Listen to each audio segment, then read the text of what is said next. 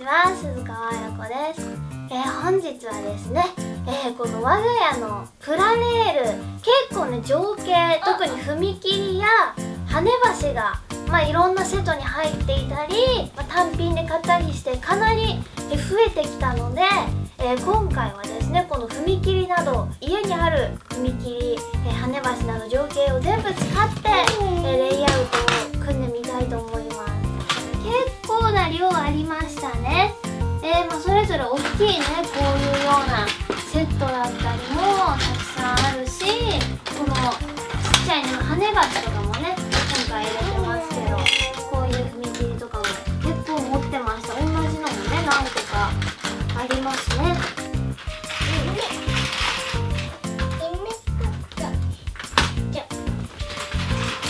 さあ、こんな感じでレイアウトが完成しました。